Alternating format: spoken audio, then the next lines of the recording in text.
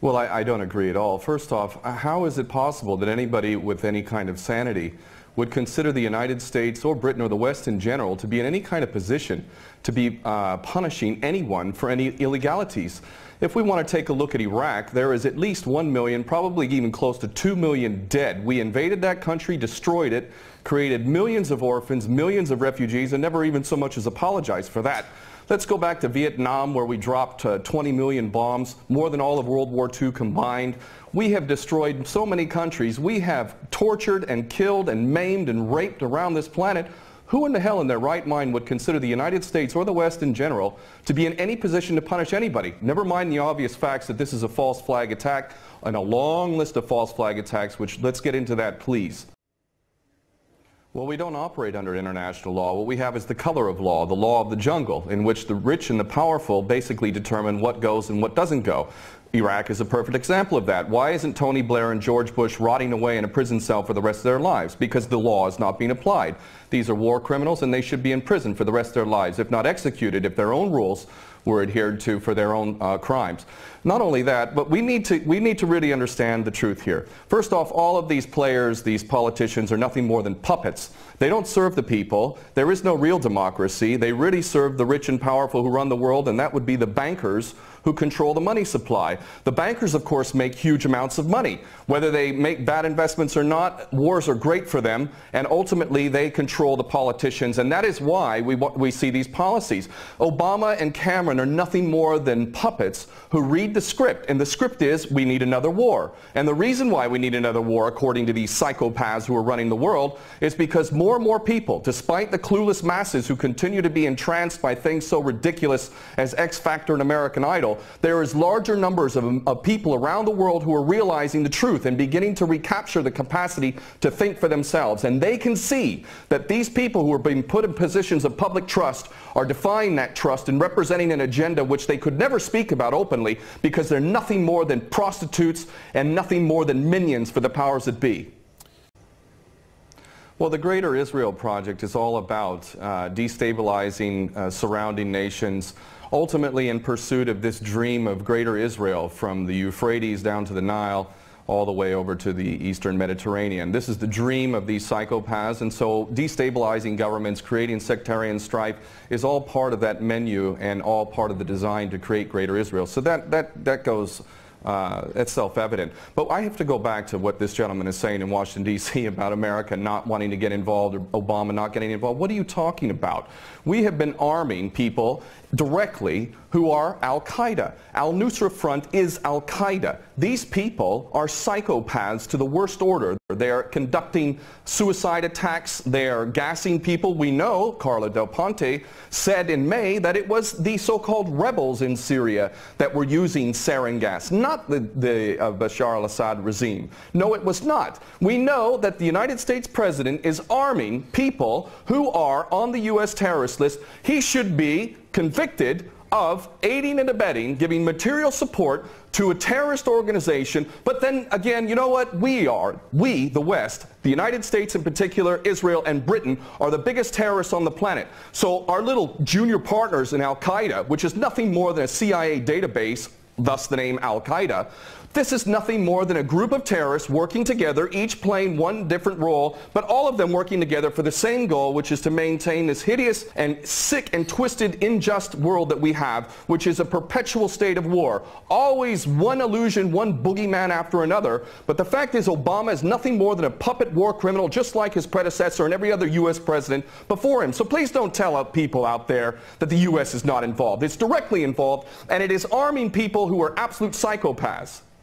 Because the United States has never been interested in anything. Ken O'Keefe, go ahead. Has never been interested in anything other than war. The United States is in a perpetual state of war because the bankers control the politicians, and they read the script as given to them by the banksters, and they make huge amounts of money off of this. What this gentleman is saying about the United States not wanting war, not wanting to get involved, is like Iraq 2.0. It's a repeat of the same rubbish that was said, oh, we don't want war, war is a last resort. That's absolutely untrue. It's a lie. Those that are in government are nothing more than prostitutes who are carrying out the orders of those who are in charge of them, and those that are in charge want another war. And part of that that is what we discussed earlier, the Greater Israel Project, to destabilize any Arab regime which might have any kind of autonomy and self-determination. Any regime in the Arab world that is not an absolute puppet cannot be tolerated. And who are the nations that we target? Those that are not puppets. We don't target those like the Saudi regime, which is the biggest human rights violator in that region. It's cutting off people's heads in public, cutting off hands. It is the most grotesque regime on the planet, and yet we give that regime weapons and it's no problem whatsoever. The duplicity and hypocrisy of the United States and the West can't even be measured. It is so enormous. And these mouthpieces, such as this gentleman in Washington, is only doing a disservice to himself and his country. And the fact is that American sons and daughters will get involved in this yet again, and these chicken hawks who are pretending to care about the Syrian people are going to be sacrificing not their own sons and daughters. I would like this man to send his sons and daughters and his grandchildren off to Syria when this turns into a greater conflict, because this is what we're flirting with, is a world war, a third world war. This is not a joke. We are flirting with a third world war on the basis that apparently we care so much about the Syrian people, just like we care so much about the Iraqi people and the Afghani people. The only people that buy this sort of stuff are either bought-off prostitutes or the dumbest of the dumb. And we're also led to believe that Assad is the dumbest idiot dictator on the planet now, isn't he? Because he invited UN inspectors to come in, and he brought them in. On the very day that they come in, he decides to attack his own people 10 miles away from where the inspectors arrive.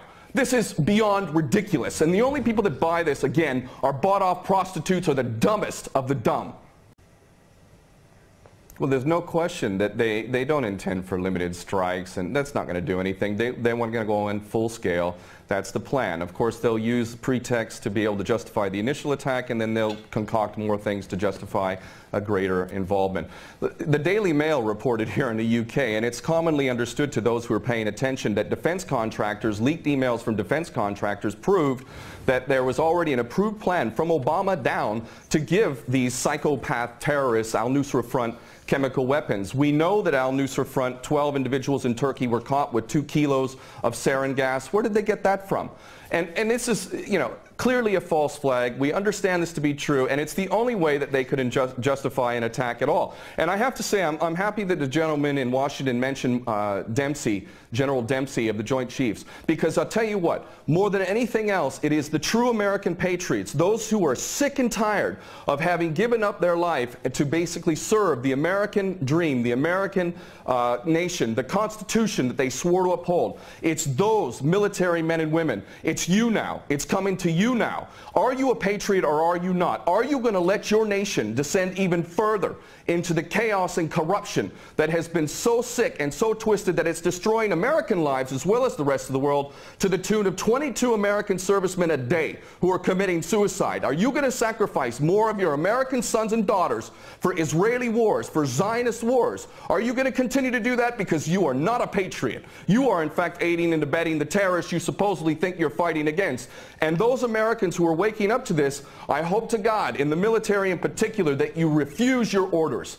And this is why the people of America who are refusing to buy this nonsense, the overwhelming majority do not support any kind of attack on Syria. And in those in the military, I know that the powers that be are very, very frightened that high-ups within the military will refuse the orders. And I hope this is exactly what happens if an attack on Syria occurs. Very well. We're going to leave it there. Thank you very much, former U.S. Marine and War veteran there, Ken O'Keefe, talking to us from London.